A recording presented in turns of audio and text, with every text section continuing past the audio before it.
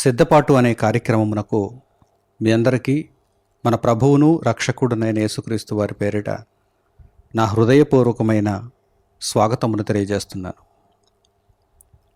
ప్రియులారా, దేవుని యొక్క జ్ఞానము, దేవుని యొక్క ఆలోచన, దేవుని యొక్క మనస్సు, ఇదంతా కూడా పరిశుద్ధ గ్రంథంలో దేవుని మాటలను చదివితే మనకు అర్థమవుతుంది. దేవుని జ్ఞానము అనేది ప్రపంచంలో అన్నింటికంటే విలువైనది, గొప్పది. ఎందుకంటే మనిషికి తన జీవిత కాలంలో ఎదురయ్యే అనేక ప్రశ్నలకు దేవుని జ్ఞానము సమాధానం. లోకజ్ఞానంలో ఆ ప్రశ్నలకు సమాధానాలు దొరకవు. ఉదాహరణకు, నేనెందుకు తల్లి గర్భంలో నుండి వచ్చాను? ఒక మనిషిగా ఒక ఆయుష్కాలాన్ని కలిగి నేను ఈ భూమి మీద ఎందుకు బ్రతకాలి? మరణము పేరుతో ఈ దేహాన్ని విడిచిపెట్టి నేను ఎక్కడికి వెళుతున్నాను? అసలు ఇంతకీ నేనెవరు? దేవుడు అనగా ఎవరు? దేవుడు మనుషులకు అనుగ్రహించే రక్షణ ఎలా ఉంటుంది? రక్షణలో నేను ప్రవేశించాలంటే ఏమి చేయాలి?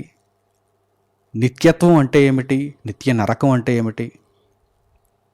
దేవదూతలు, అపవాదిని వెంబడించే దురాత్మల సమూహము, వీటన్నింటిని గూర్చినటువంటి జ్ఞానము పరిశుద్ధ గ్రంథంలో ఉంది. మనిషి దేవుని జ్ఞానమును సంపాదించుకోవాలంటే పరిశుద్ధ గ్రంథంలో ఉన్నటువంటి సమాధానం ఏంటో తెలుసా?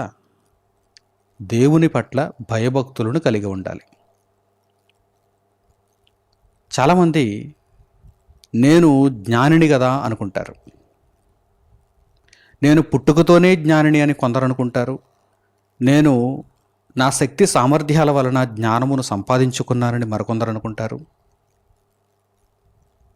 ఈ విధంగా తమకు తామే జ్ఞానులమని చెప్పుకుంటున్న వారు నిజానికి జ్ఞానులు కానేరరు.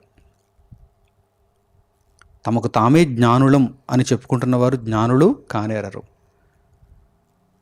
యెహోవా యందు భయభక్తులు కలిగి ఉండుటయే జ్ఞానమునకు మూలము అని పరిశుద్ధ గ్రంథంలో తెలియచేయబడింది.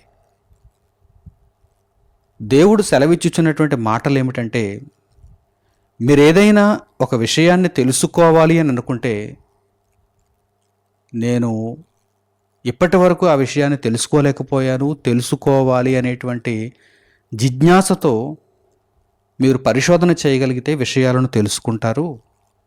లేదు, నాకు ఆ విషయం మీద అవగాహన ఉందని, అవగాహన లేకపోయినా మిమ్మల్ని మీరే హెచ్చించుకుంటే, ఉప్పొంగజేసుకుంటే ఆ విషయాన్ని ఎప్పటికీ తెలుసుకోలేరు అని ఆయన తెలియజేస్తున్నాడు. మీకు అర్థమవుతుందా? లోకజ్ఞానం విషయంలో మీరు ఎలా ఉంటారో నాకు తెలియదు, కానీ దేవుని జ్ఞానము విషయంలో మాత్రం ఎల్లప్పుడూ కూడా ఎలా ఉండాలంటే పరిశోధనాత్మకమైన దృష్టితో ఉండాలి. అంటే నేను ఇంకా తెలుసుకోవాలి, నేను ఇంకా నేర్చుకోవాలి, దేవుడు నాకు అనుగ్రహించే సంగతులను నేను ఇంకా అర్థం చేసుకోవాలి. ఈ మనసుతో ఎవరైతే ఉంటారో వారే జ్ఞానములో ముందుకు కొనసాగుతారు. మనుషులలో ఏ ఒక్కరిని కూడా వీరు జ్ఞాన సంపూర్ణులు అని చెప్పటానికి వీలు లేదు. మనుషులలో ఏ ఒక్కరిని కూడా జ్ఞాన సంపూర్ణులు అంటే వీరికి తెలియనిది లేదు, వీరిలో జ్ఞానమంతా ఉంది అని చెప్పటానికి ఎవ్వరికీ కూడా వీలు పడదు. యేసుక్రీస్తు ప్రభు ఒక్కరే సర్వజ్ఞాని, జ్ఞాన సంపూర్ణులు. ఎందుకంటే ఆయన దేవుని కుమారుడు. మిగిలిన వారు అందరూ కూడా జ్ఞానాన్ని ఆయా దశలలో నేర్చుకుంటున్నారు. వారికి దేవుడు అనుగ్రహించినంత మేరకు నేర్చుకుంటున్నారు, ఇతరులకు ప్రకటిస్తున్నారు. నేను కూడా అంతే. మనం అందరం కూడా జ్ఞానాన్ని నేర్చుకుంటున్నాం. ఇంకా మనకు తెలియని సంగతులు చాలానే ఉన్నాయి. దేవుడు మనకు బయలుపరచవలసిన సంగతులు చాలానే ఉన్నాయి. వాటన్నింటినీ కూడా ఒక్కొక్కటికి మనం ఆయన పట్ల భయభక్తుల నుంచి తెలుసుకుంటున్నాం, నేర్చుకుంటున్నాం.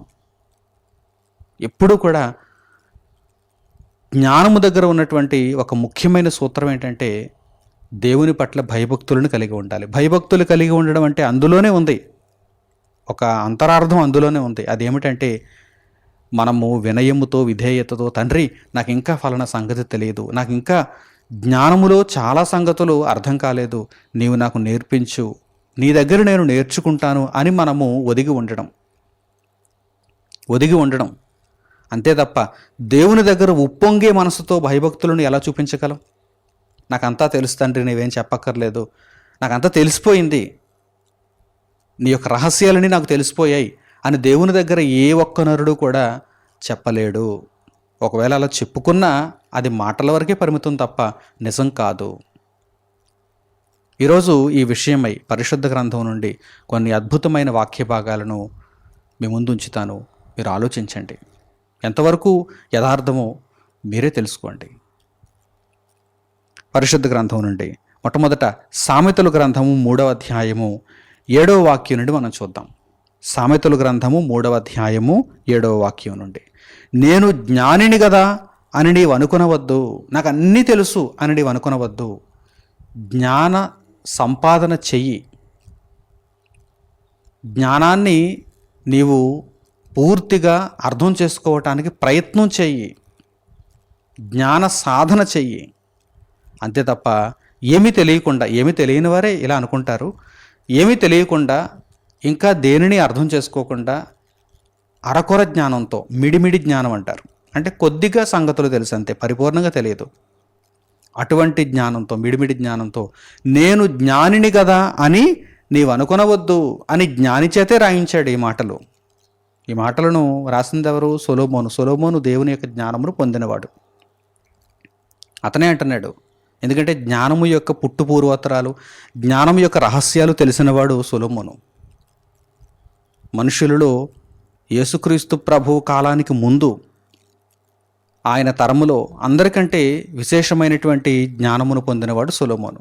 ఆ సొలొమోనే ఏమంటున్నాడు చూడండి, నేను జ్ఞానిని కదా అని నీవు అనుకొనవద్దు, యెహోవా యందు భయభక్తులు కలిగి చెడుతనము విడిచిపెట్టుము. ఇది మొదటి పాయింట్, ఇది మొదటి సూత్రం. జ్ఞానానికి నీవు దగ్గర కావాలంటే, నీ యొద్దకు జ్ఞానము రావాలి అంటే, నీవు జ్ఞానముతో నింపబడాలి అంటే, నీవు జ్ఞానములో అభివృద్ధి నొందాలి అంటే, యెహోవా యందు అనగా దేవుని యందు భయభక్తులు కలిగి, తండ్రి నేను ఇంకా నేర్చుకోవాల్సింది చాలా ఉంది, నీ పట్ల నేను విధేయత కలిగి ఉంటున్నాను, నీవు నాకు అనుగ్రహించు నాయనా అని చెప్పి యెహోవా యందు భయభక్తులు కలిగి చెడుతనమును విడిచిపెట్టుము. నీవు పాపమును జరిగిస్తూ ఆజ్ఞాతిక్రమమును చేస్తూ నీవు జ్ఞానమును పొందడానికి వీలు లేదు. దేవుడు అటువంటి వారికి జ్ఞానాన్ని అనుగ్రహించడం, ఎందుకంటే వారి మనసు ఒప్పుకోదు, జ్ఞానాన్ని అంగీకరించదు, స్వీకరించలేదు. చెడుతనములో ఉన్నటువంటి వారు జ్ఞానమును పొందలేరు. పరిశుద్ధతలో ఉన్నవారికే జ్ఞానము ఆపాదింపబడుతుంది, అనుగ్రహింపబడుతుంది. ఎందుకంటే జ్ఞానము పరిశుద్ధమైనది, దేవుని జ్ఞానము కదా, దెయ్యముల జ్ఞానము కాదు. దెయ్యముల జ్ఞానం అనుకోండి, మీరు అపరిశుద్ధతలో ఉన్నా పాపములో ఉన్నా మీకు దొరుకుతుంది. మట్టి జ్ఞానం, లోక సంబంధమైన జ్ఞానం మీరు ఎలా ఉన్నా దొరుకుతుంది. కానీ దేవుని జ్ఞానం అయితే మీరు పరిశుద్ధతలో ఉన్నప్పుడు మాత్రమే మీకు అనుగ్రహింపబడుతుంది. యెహోవా యందు భయభక్తులు కలిగి చెడుతనమును విడిచిపెట్టుము, అప్పుడు నీ దేహమునకు ఆరోగ్యమును నీ ఎముకలకు సత్తువయు కలుగును. నేను జ్ఞానిని కదా అని విర్రవీగవద్దు. దేవుని పట్ల భయభక్తులను కలిగి ఉండు, చెడుతనమును విడిచిపెట్టు, అప్పుడు నీవు ఆరోగ్యవంతునిగా ఉంటావు. చూడండి, నీ దేహమునకు ఆరోగ్యము నీ ఎముకలకు సత్తువ కలుగును. కనుక జ్ఞానము విషయంలో, దేవుని జ్ఞానము విషయంలో ఎప్పుడూ కూడా ఈ సూత్రాన్ని మర్చిపోవద్దు. దేవుని పట్ల భయభక్తులు కలిగి ఉండడం, చెడుతనమును విడిచిపెట్టడం. నేను జ్ఞానిని కదా అని అనుకోకుండా, నేను జ్ఞానమును నేర్చుకుంటున్నాను అని చెప్పి ఎక్కువ జ్ఞానాన్ని సంపాదించుకోవడానికి ప్రయత్నం చేయాలి. లోకములో ధనము వెంట పరుగులు తీసేవారు ధనాన్ని ఎలా పోగేసుకుంటూ ఉంటారు, అలా మనం జ్ఞానాన్ని పోగేసుకుంటూ ఉండాలి. జ్ఞానంలో సంపూర్ణులం అవ్వాలంటే చాలా కష్టం. అయితే దేవుడు మనకి ఇచ్చినటువంటి ఆ పరిధి మేరకు, దేవుడు మనకి ఇచ్చినటువంటి ఆయుష్కాలంలో ఆయన మన కన్నులు తెరిచి, ఆయన మన మనోనేత్రాలు తెరిచి మనకు అనుగ్రహిస్తున్న జ్ఞానపు సంగతులు అన్నింటినీ కూడా ఒక్కొక్కటిగా ఒడిసి పట్టుకోవాలి. వాటిని జాగ్రత్తగా మనము నేర్చుకోవాలి, వాటి ప్రకారం మనం జీవించాలి, అనేకులకు వాటిని తెలియపరచాలి, అనేకులకు వాటిని ప్రకటించాలి. ఇక పౌలు గారు కొరింథీయులకు రాసినటువంటి మొదటి పత్రిక 8వ అధ్యాయానికి మనం వెళ్ళగలిగితే అక్కడ ఇంకాస్త వివరణ, ఈ విషయంలో ఇంకాస్త వివరణ ఇవ్వబడింది. ఇదిగో ఏ ఒక్కరూ కూడా జ్ఞానము దగ్గర ఉప్పొంగకండి. నేను జ్ఞానము కలిగిన వాడను, జ్ఞానము కలిగిన దానను అని ఉప్పొంగకండి. నాకు అన్నీ తెలిసిపోయాయి అని ఉప్పొంగకండి. మీరు తెలుసుకోవలసినది ఇంకా ఉన్నది అనుకుంటేనే ఎన్నిటినో తెలుసుకోగలరు. నాకు అన్నీ తెలిసిపోయాయి అనుకున్నవాడు అక్కడతో తనకు తానే సీల్ చేసేసుకుంటున్నాడు. ఇక జ్ఞానమును లోపలికి స్వీకరించకుండా తనకు తానే సీల్ చేసుకుంటున్నాడు, ముద్ర వేసుకుంటున్నాడు. అలా ఎప్పుడూ మీరు చెయ్యొద్దు. మీరు ఏదైనా నేర్చుకోవాలి అనుకుంటే కనుక, మీరు నిజంగా జ్ఞానులు కావాలి అనుకుంటే కనుక, నేను ఇంకా తెలుసుకోవాల్సింది చాలా ఉంది, నేను సంపాదించవలసిన జ్ఞానం ఇంకా చాలా ఉంది అనేటువంటి వేటలో మీరు ఉన్నప్పుడు, ఆ పరిశోధనలో మీరు ఉన్నప్పుడు మీకు సంగతులు బయలుపరచబడతాయి. నాకంతా తెలిసిపోయింది, నన్ను మించిన వాడు ఎవడో లేడు, నేనే అందరికీ చెప్పగలను, నేను ఎవరి దగ్గర నేర్చుకోవాల్సిన అవసరం లేదు అనేటువంటి ప్రవర్తన మనలో ఉందంటే, అటువంటి ఆలోచన మనలో ఉందంటే మనం ఎప్పటికీ కూడా జ్ఞానమును నేర్చుకోలేము.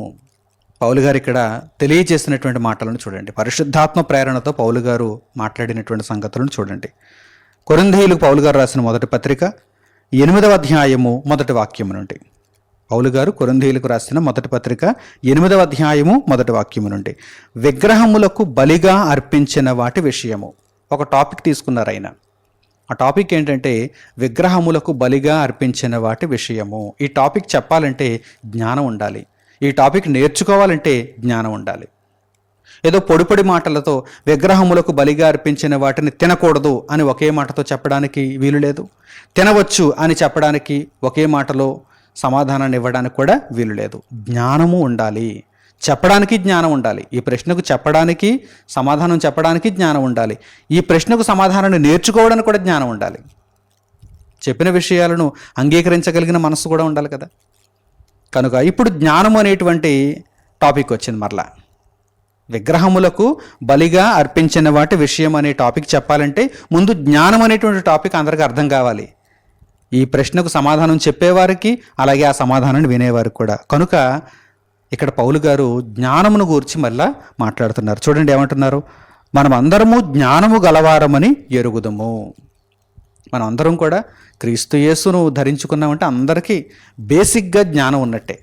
రక్షణలో ప్రవేశించారంటే అందరికీ కూడా ప్రాథమికంగా జ్ఞానం ఉన్నట్టే. ఏమిటా జ్ఞానం? నిత్యత్వాన్ని పొందటానికి నేను యేసుక్రీస్తు ప్రభువు నామమున బాప్తిస్మం తీసుకుని దేవుని రాజ్యంలో చేర్చబడ్డాను. మనం అందరము జ్ఞానము గలవారమని ఎరుగుదము. జ్ఞానము ఉప్పొంగజేయును గాని ప్రేమ క్షేమాభివృద్ధి కలుగుచేయును. ఒకవేళ మనలో జ్ఞానం ఉందని మనం ఆ జ్ఞానాన్ని చూసుకొని మురిసిపోతూ ఆ జ్ఞానము చేత ఉప్పొంగుతూ ఉన్నామంటే మనలో అభివృద్ధి అనేది ఉండదు. ఏముండదు? అభివృద్ధి అనేది ఉండదు.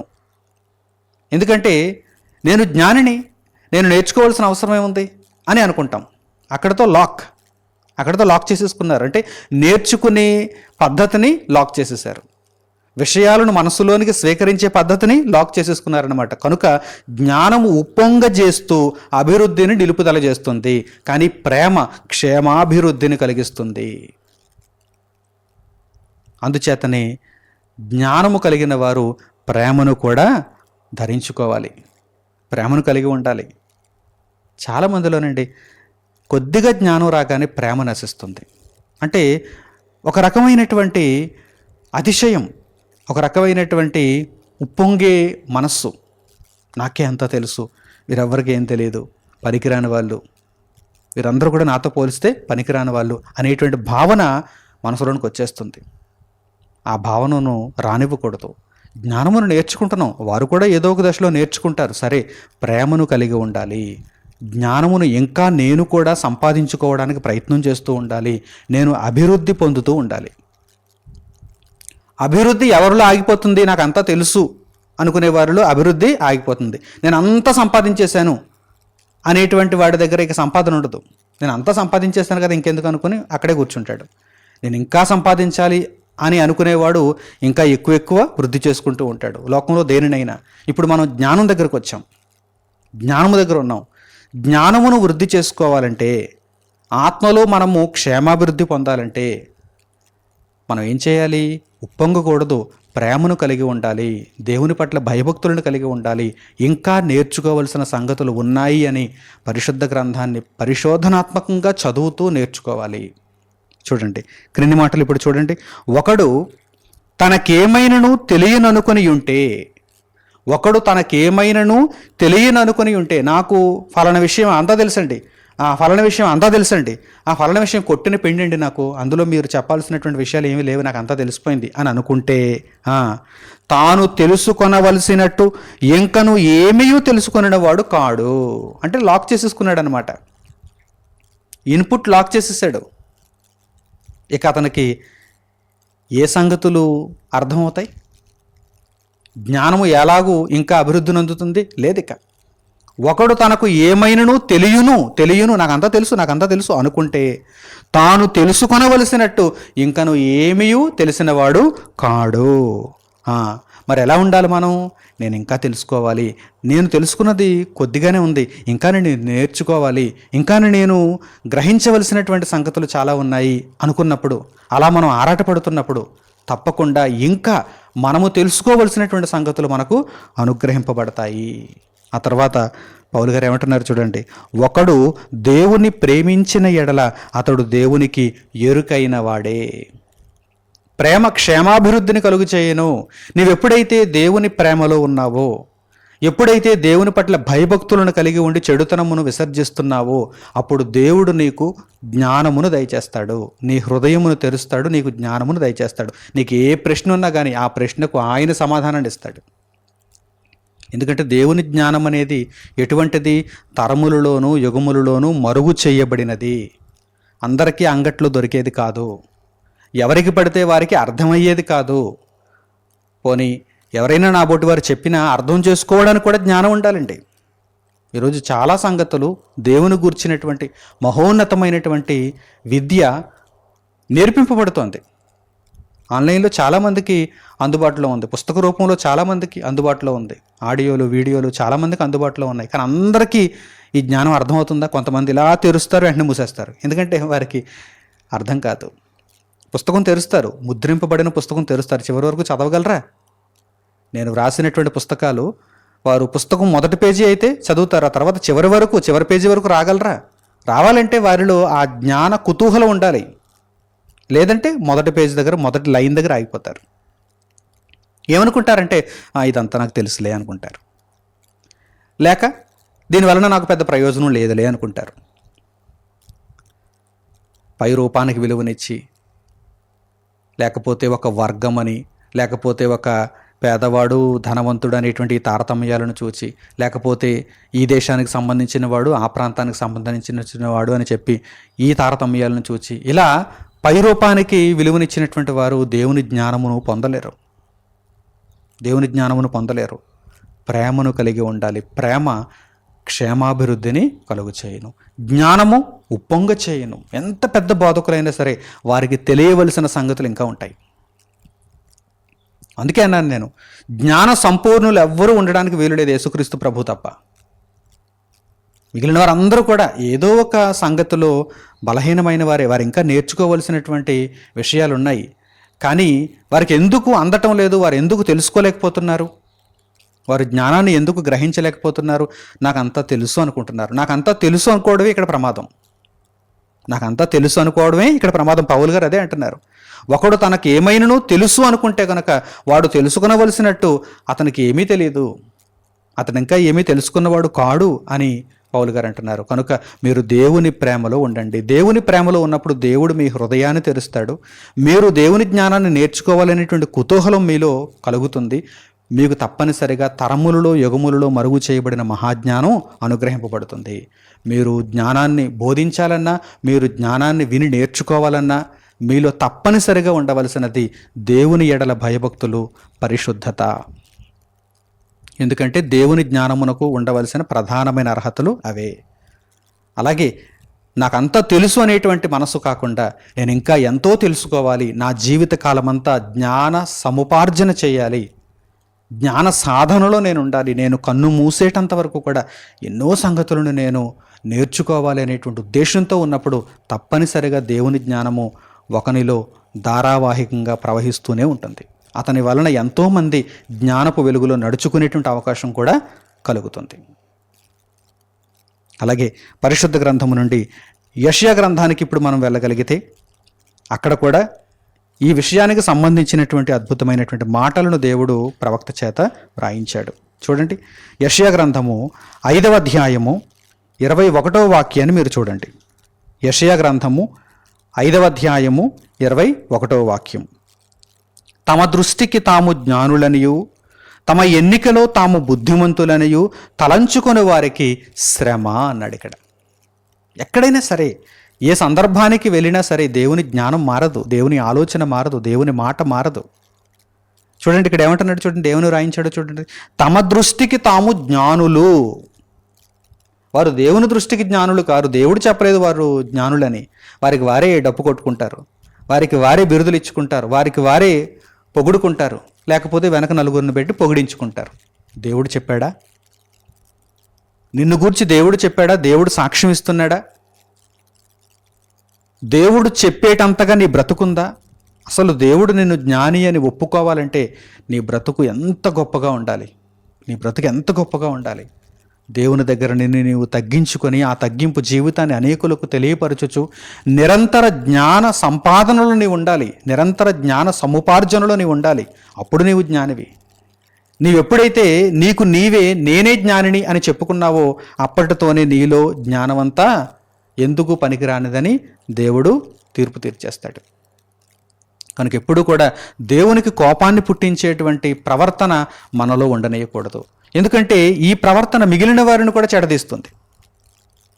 వారు చెడిపోతే చెడిపోయారు, నేనే జ్ఞానిని, నేనే జ్ఞానిని, నాకు చెప్పదగిన వారు ఇంకెవరూ లేరు, నాకు క్రీస్తును గూర్చి బోధించదగిన వారు ఎవరూ లేరు అని అనుకునేటువంటి వారు వారికి వారు చెడిపోవడం కాకుండా వారి తోటి ఉన్నటువంటి మిగిలిన వారిని కూడా చెడదీసేస్తారు. అంటే మిగిలిన వారు కూడా ఏమనుకుంటారు, ఓహో మేము కూడా ఏమీ తెలియకపోయినా ఇలాగే ఆ మేకప్ ఇచ్చుకోవాలన్నమాట, ఆ షో ఇచ్చుకోవాలన్నమాట అనుకుంటారు. దేవుడు అంటున్నాడు, దేవుడు రాయించాడు చూడండి, తమ దృష్టికి తాము జ్ఞానులనియు తమ ఎన్నికలో తాము బుద్ధిమంతులనియు తలంచుకొని వారికి చివరికి శ్రమే అన్నాడు దేవుడు. చివరికి శ్రమే, వారు సాధించేదంటూ ఏమీ ఉండదు. ముఖ్యంగా వారు జ్ఞానహీనులైపోతారు, బుద్ధిశూన్యులైపోతారు. కనుక నా ప్రియులైనటువంటి సహోదరి సహోదరులారా, మీలో ఏ ఒక్కరూ కూడా అటువంటి హీన స్థితికి దిగజారకూడదు. దేవుని దృష్టిలో నీచమైన స్థితికి మీరు దిగజారకూడదు. దేవుని పట్ల భయభక్తులను కలిగి ఉండండి, చెడుతనమును విసర్జించండి. దేవా నీ జ్ఞానమును నాకు అనుగ్రహించు అని దేవుణ్ణి వేడుకోండి. పసిబాలురైన వారికి దేవుడు జ్ఞానాన్ని అనుగ్రహిస్తాడు. లోకములో ఎన్నిక లేని వారికి దేవుడు జ్ఞానాన్ని అనుగ్రహిస్తాడు. లోకము దృష్టికి నీచులైన వారికి దేవుడు జ్ఞానాన్ని అనుగ్రహిస్తారు.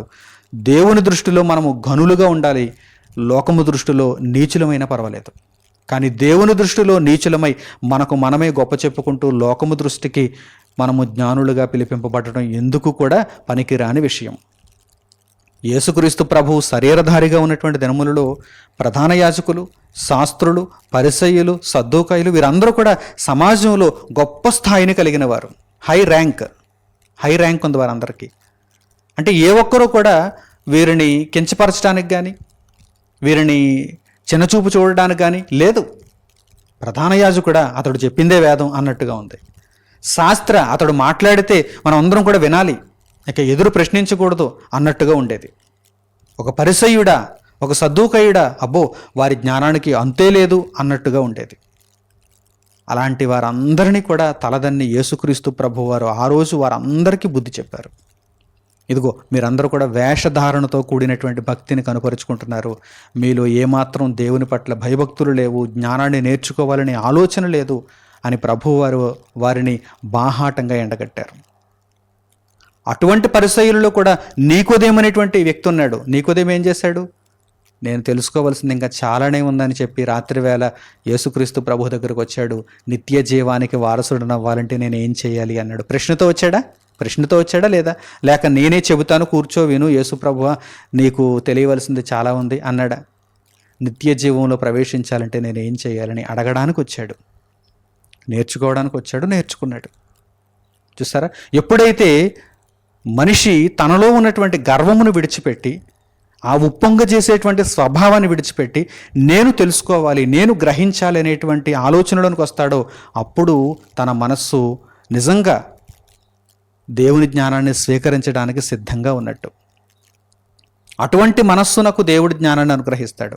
అటువంటి వ్యక్తి జీవితంలో జ్ఞానము ప్రస్ఫుటంగా మనకు కనిపిస్తుంది. లేదంటే వారికి చివరికి శ్రమే.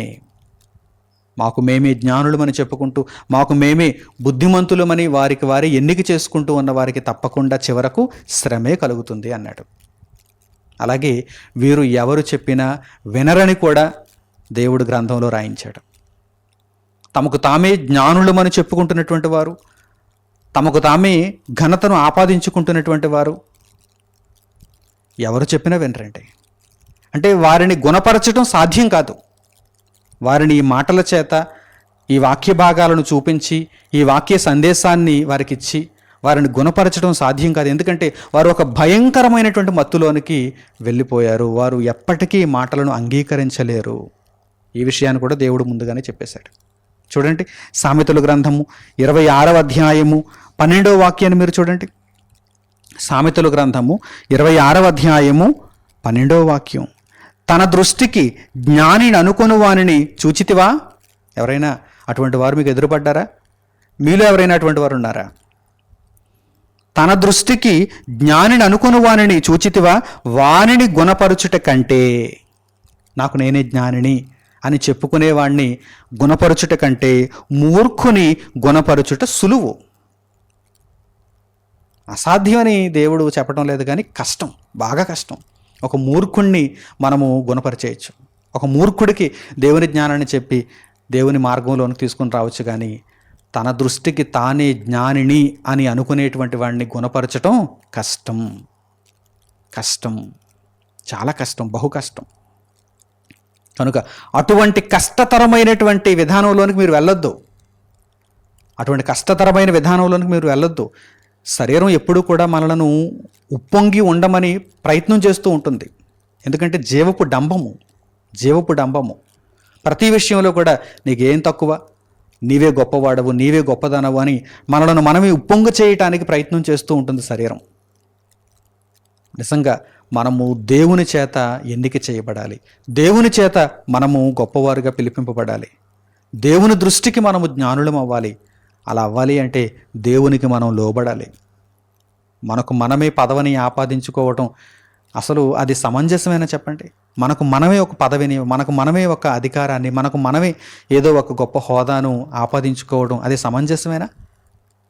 కలెక్టర్ అవ్వకుండా మన టేబుల్ మీద కలెక్టర్ అని మనం రాసి పెట్టుకోవడం, మన పేరు వెనక ఐఏఎస్ పాస్ అవ్వకుండానే మనము మన పేరు వెనక ఐఏఎస్ అని రాసుకోవడం అది సమంజసమేనా? అది డూప్ అవుతుంది కదా. ఆలోచిస్తున్నారా? కనుక ఎప్పుడు కూడా అటువంటి ప్రవర్తనలోనికి వెళ్ళొద్దు. నిజముగా నీవు జ్ఞానివి కావాలంటే ఇదిగో ఒక పద్ధతి ఉంది. దేవుని పట్ల భయభక్తులు కలిగి ఉండు, చెడుతనమును విసర్జించు, దేవుణ్ణి అడుగు, తండ్రి నాకేం తెలియదు, చాలా విషయాలు నాకు ఇంకా మరుగుగానే ఉండిపోయాయి, వాటికి సంబంధించిన జ్ఞానాన్ని నాకు అనుగ్రహించు తండ్రి అని దేవుణ్ణి అడగగలిగితే తప్పకుండా దేవుడు తన్ను అడుగువారికి, లేదయ్యా నీకు జ్ఞానాన్ని ఇవ్వను, నీ హోదా వేరు, లేకపోతే నీవు ఫలానా ప్రాంతానికి సంబంధించిన వాడు, నీ దగ్గర డబ్బు లేదు, లేకపోతే నీలో ఫలానా ఆధిక్యత లేదని పంపివేసేవాడు కాదండి. ఏ ఒక్కరిని కూడా ఆయన వెనక్కి నెట్టేసేవాడు కాదు. ఏ తారతమ్యాన్ని చూపించేవాడు కాదు. ఎటువంటి పక్షపాతం ఆయన దగ్గర లేదు. యూదులకైనా, ఇశ్రాయేలీయులలో ఏ గోత్రపు వారికైనా, అన్యజనులలో ఎవరికైనా ఆయన చెంతకు వచ్చి భయభక్తులతో తండ్రి నాకు జ్ఞానాన్ని అనుగ్రహించు అంటే వెంటనే కావలసినటువంటి జ్ఞానాన్ని దయచేసేవాడే దేవుడు. కనుక ఈ విషయాన్ని మీరు చక్కగా గ్రహించిన వారై ఇక మీదట మీరు తెలుసుకునవలసినటువంటి సంగతుల విషయంలో ఏమాత్రము అజాగ్రత్తగా ఉండకుండా, ఉప్పొంగే మనసుతో ఉండకుండా, నాకు అంతా తెలుసు అనేటువంటి భావన ఎప్పటికీ మీలోనికి రానివ్వకుండా, నేను ఇంకా తెలుసుకోవలసినటువంటి విషయాలు ఉన్నాయి అనేటువంటి మనసుతోనే దేవుని దగ్గర విధేయతతో చెడుతనమును విడిచిపెట్టి పరిశుద్ధమైనటువంటి క్రీస్తు మార్గంలో మీరు నడుచుకోగలిగితే తప్పకుండా దేవుని జ్ఞానానికి మీరు అందరూ కూడా అర్హులవుతారు. మంచి నిర్ణయాలు తీసుకుంటారని హృదయపూర్వకంగా నేను కోరుకుంటూ ఈ సందేశమును ఇంతటితో నేను ముగిస్తున్నాను. తండ్రి అనే దేవునికి ప్రార్థనలు ఏకీభవించండి. మహోన్నతుడును మహాపరిశుద్ధుడునైన మా కన్న తండ్రి, ఈ సమయమందు మీరు మాకు అనుగ్రహించిన చక్కని జ్ఞానోపదేశము కొరకు మా హృదయపూర్వకమైన కృతజ్ఞతాస్తుతులు తండ్రి.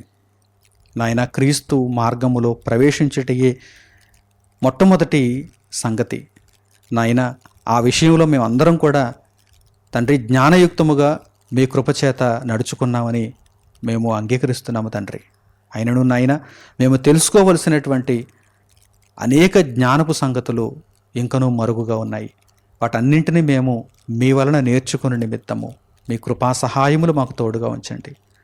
మీ ఎడల భయభక్తులను కలిగి ఉండుటలో ఏమాత్రము వెనుక తీయకుండా తండ్రి పరిశుద్ధతను ప్రేమిస్తూ పాపమును ద్వేషిస్తూ మీ చిత్తాన్ని నెరవేర్చటంలో ఎల్లప్పుడూ ఆసక్తితో ఉండగలుగుటకు మమ్మను జ్ఞాపకము చేసుకోండి తండ్రి. నాయన మా జీవితములను పరిపూర్ణముగా మీకు సమర్పించుకుంటూ జ్ఞానమును నేర్చుకుంటూ ఉప్పొంగ చేసేటువంటి మనస్సుతో మేము ఉండకుండా ప్రేమతో నింపబడి క్షేమాభివృద్ధిని కలుగు చేసుకునే భాగ్యముని మనము వేడుకుంటూ మా ప్రార్థనా మనవులను మా ప్రభువును మా రక్షకుడునైన యేసుక్రీస్తు వారి పేరిట మిమ్మల్ని వేడుకొనుచున్నాము తండ్రి. ఆమేన్. అందరికీ వందనములు. సెలవు.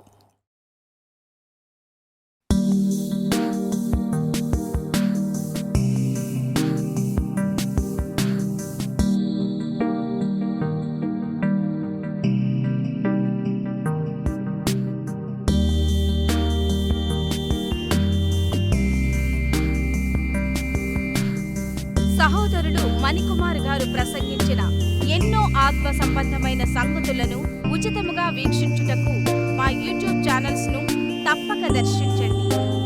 మా సమాచారమును ఎప్పటికప్పుడు తెలుసుకుని ఆత్మీయాభివృద్ధి నొందవలనంటే మా యూట్యూబ్ ఛానల్స్ ను సబ్స్క్రైబ్ చేసుకోండి. సత్వర నోటిఫికేషన్ల కొరకు సబ్స్క్రైబ్ బటన్ ప్రక్కనే ఉన్న బెల్ సింబల్ ను క్లిక్ చేయండి. మరిన్ని వివరములకు మీరు సంప్రదించవలసిన మా ఫోన్ నెంబర్స్ 8978414178 మరియు 8333927666. ధన్యవాదములు. ఈ కార్యక్రమమును అనేక మందికి పరిచయం చేయగలరని ఆశిస్తున్నాము. ప్రభువైన యేసుక్రీస్తు పేరిట మీకు శుభములు.